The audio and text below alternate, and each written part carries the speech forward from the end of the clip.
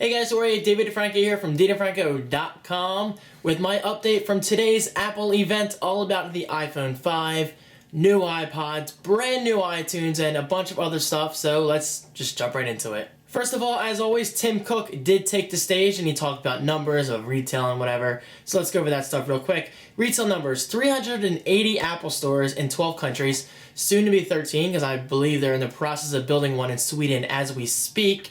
So pretty cool for the Swedes out there, if that's what you call yourselves.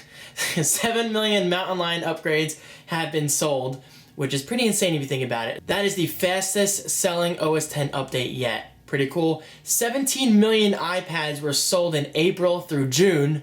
17 million! Does that tell you anything? Apple is killing it with tablet sales. Okay, so speaking of the iPad, it currently has 68% of market share. That's actually a little lower than I want and kind of kills me inside that people are actually putting up with Android tablets out there. I'm sorry, I'm not an Android hater, but Android tablets do suck. I've seen them in person, I've used them. Ugh, just one of those experiences.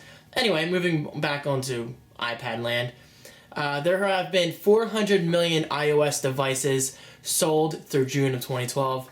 That's insane. Okay, so with all that boring stuff aside, let's talk about the iPhone 5. Yes, that's it. That's the official name of the new iPhone. iPhone 5. Thank you, Apple, for keeping it simple.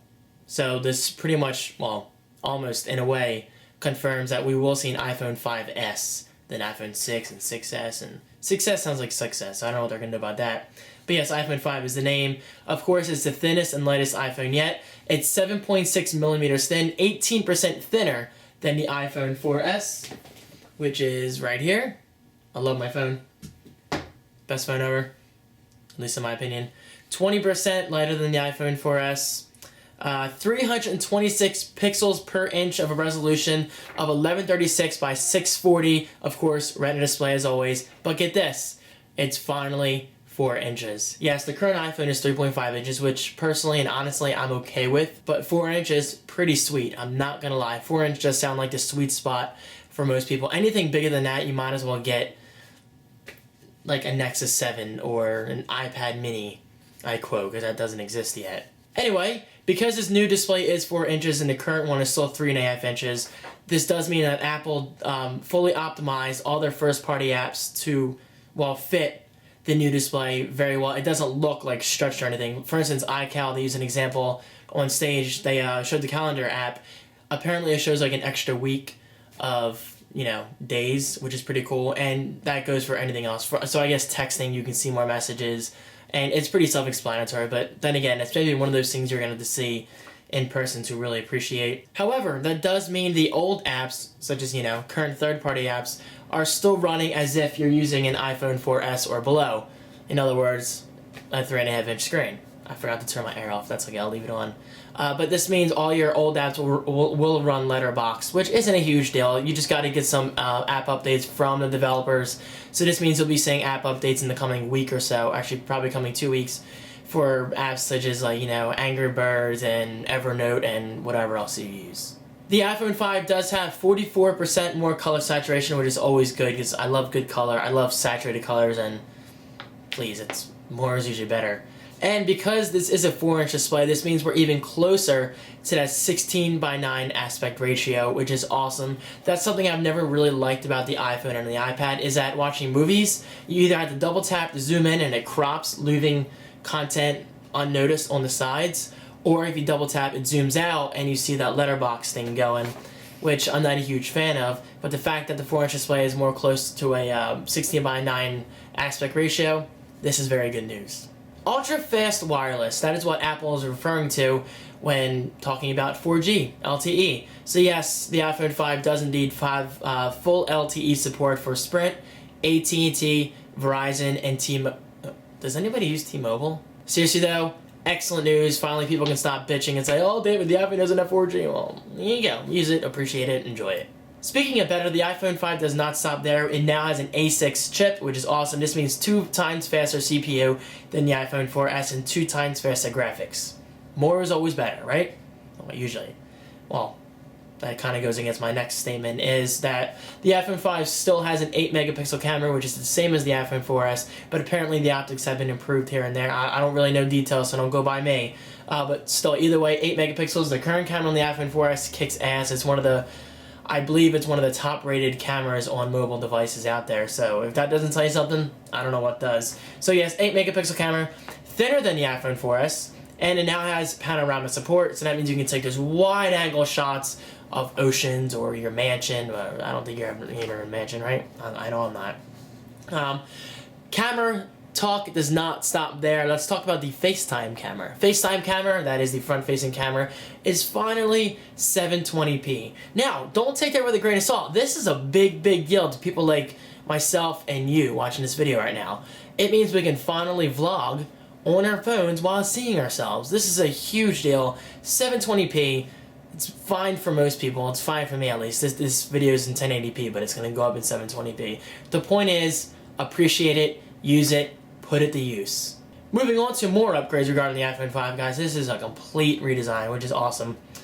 It now has 3 microphones, one on the front, one on the bottom, and one on the back. You know, this just means better voice recognition, better noise cancellation, all that good stuff. So, again, more is better. Now, the rumors were correct in saying that the 30-pin dock connector is finally dead. This is good news. Now, before you freak out, all your adapters and your accessories are going to work. Chill. That's only true for certain things, but you have to keep in mind, we were going to have to change eventually. I mean, do you really want to use the same connector for years to come? I don't think so. I mean, it's going to have to change eventually. Just like, you know, when you get a new iPhone case. It's just how it works. Anyway, Apple's calling it Lightning. I believe it's a 9-pin connector, I believe. And it's 80% smaller than the 30-pin connector. Not only that, but it plugs in either way, which is pretty cool. So if you put it upside down or this way, it's always going to fit as long as you're going landscape-wise. However, don't panic. Apple will be selling a Lightning adapter for use of your current 30-pin dock connectors. I can't guarantee it's going to work on everything, like, you know, such as iPod docks, like, you know, actual music players. But at least Apple is giving you the option of buying this adapter. Okay, so just like the iPhone 4S, the iPhone 5 will be available in both black and white. For $199 for a 16 gigabyte, $299 for a 32 gigabyte, and $399 for a 64 gigabyte. Completely the same prices as before. But pre-orders start this Friday, September 14th, and it's shipping next Friday, September 21st. So get your orders in right now. Am I ordering one? Unfortunately, no. I can't. I don't have an early upgrade. My upgrade is in like May or something, which sucks. Okay, so iPhone 5, overall pretty solid updates. I wasn't amazed with anything, honestly, because we've seen everything before. Rumor sites really kicked ass this time. Like, they were like on it like that. It was like a 1-to-1 ratio in the rumors. It was pretty crazy, actually. So that's the only reason I was somewhat disappointed. But still, bigger screen, completely new insides, new design, new everything basically except for the camera. I mean, it's a very solid update in my eyes. So is it worth buying if you have an iPhone 4 and you're eligible for an update? Hell yeah, don't even think about it. Go out to an Apple store or go online right now, pre-order it, you will not be disappointed, I can promise you that.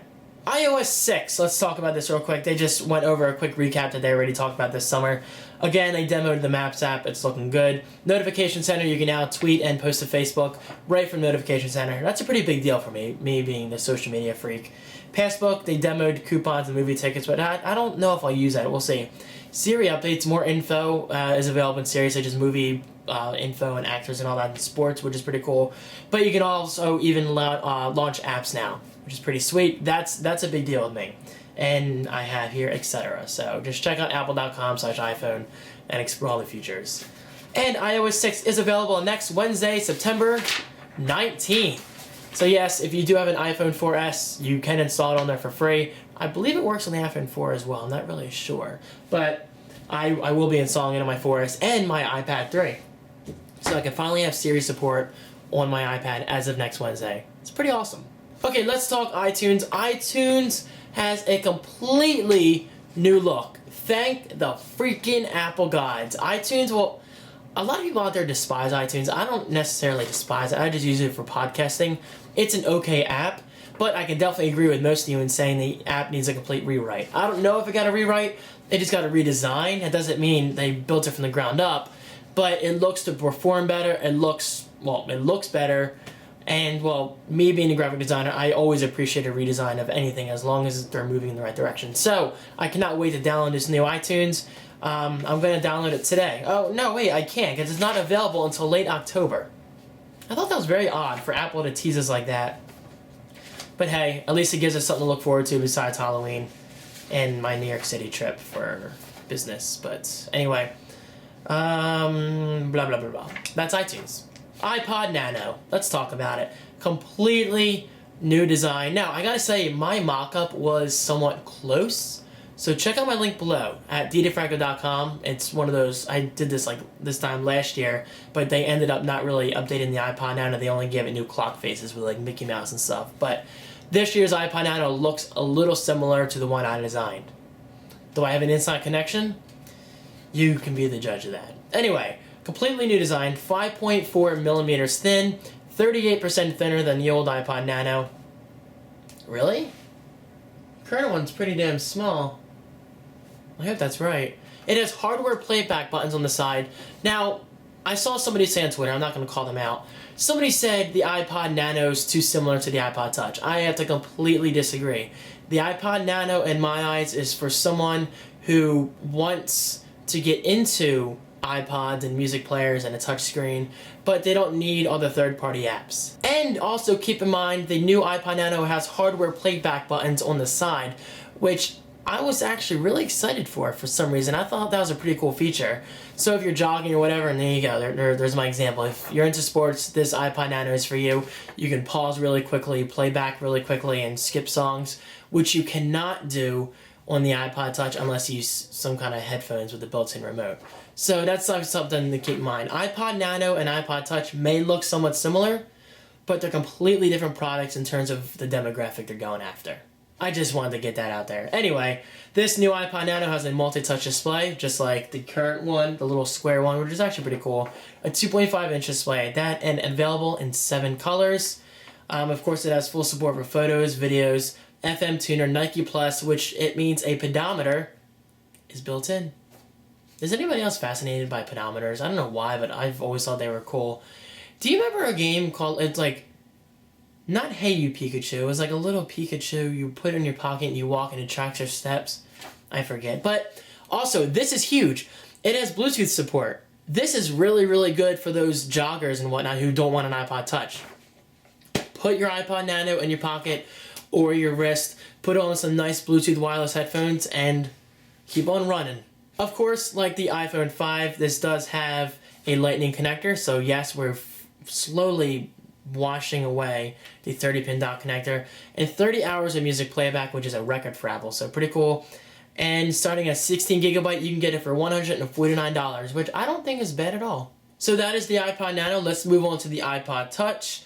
The new iPod Touch is a completely new design, which is pretty cool. 6.1 millimeters thin, and it weighs just 88 grams, our lightest iPod Touch yet. Always good. Aluminum on back, which finally means that reflective metal is going away. So no longer will you see tons of fingerprints and scratches. It's got a completely new design. So it's kind of like the iPhone 5 in a way, which is a very good thing. And of course, it has a 4-inch Retina display. So this doesn't mean Apple's getting lazy with the Touch and they kept the current size. They're actually bumping it up to the iPhone 5's display of 4-inch. So that's pretty cool. So if you don't want an iPhone 5, but you want that beautiful Retina display, 4-inch goodness, and aluminum back, and all these awesome features which I'm about to talk about, then go for the iPod Touch. It's a great buy. Alright, so because the screen is larger, it is perfect for widescreen video, and now has an A5 processor, which is dual core, which is great news because I'm not going to lie, the current iPod Touch is very slow. It has 7 times faster graphics than the old iPod Touch. 7 times!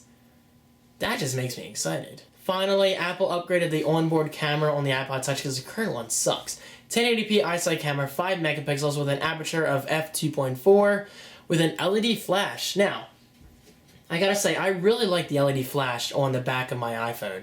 So the fact that they're bringing this over to the iPod Touch, it's a pretty big deal in my eyes. But it does not stop there. Apple's killing it this year with the iPod Touch because last year's update sucked. They didn't really do anything. They just introduced a white version, I think, which I actually do own. I might sell this for this new one, but we'll see. It has a 720p FaceTime front-facing camera. awesome. So again, if you're a YouTuber like myself and you don't want to get a camcorder, you just want to bust that out and vlog, you can finally vlog using a front-facing camera while seeing yourself. I cannot stress enough how huge of a deal this is.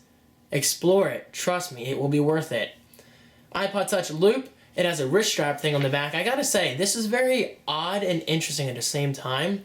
But when I got this, reading tweets and listening to Leo Laporte and everyone explain on Twit, the iPod Touch's main demographic, I think, at least from what I can see, just from general usage, it's mostly younger kids. So the fact that a lot of kids can have this iPod Touch in their hands and have a wrist strap on for safety, and while it has a pretty kick-ass camera on it now, this isn't that weird. I mean, it looks cool, it looks stylish, so Apple put a kind of a gimmicky wrist strap feature in there, but kept it stylish and classy at the same time. So, again, more is better. I'm really not going to diss this idea of putting a wrist strap on. So, again, explore it. But it does not even stop there. Apple's killing it with the iPod Touch. I cannot stress it enough. Siri support is there. Siri on the iPod Touch. So now Apple has Siri support on the iPhone, iPad, and iPod Touch. I'm telling you, this is an awesome day for iPod Touch users. It's available in 5 colors. I don't know the exact colors, but aluminum, which is always good, so check them out. The only bad news about this is they're still selling the current iPod Touch at $199 for 16 gigabyte, I think, or 8 gigabyte. I'm really not sure, to be honest. So this means the new iPod Touch starts at $299 for 32 gigabytes. So you're going to pay $100 extra to get all these new features, but it's really not that far-fetched if you think about it. I mean, you might think it's more expensive than the iPhone, but it's really not if you factor in the cost of the contract over 1 or 2 years. So, again, I have to really reiterate this, guys. iPod Touch, I think, was my favorite announcement of today, oddly enough. Apple really killed it. Okay, so let's talk about iPod Shuffle. It just got new colors. It's available for $49, 2 gigabytes, and earpods, new headphones. I did not get release dates for some reason for the new iPods, but that's why I'm going to give you guys homework. Go to apple.com/iPods, explore there, explore all the pricing options, the colors, and overall, let me just give my quick summary, my quick recap feeling. It was a pretty good day. We didn't see the iPad mini, but I didn't expect to. A lot of people did. Guys, stop getting your hopes up. The iPad mini is not happening anytime soon. I can guarantee that. I like to think I know Apple's market very well.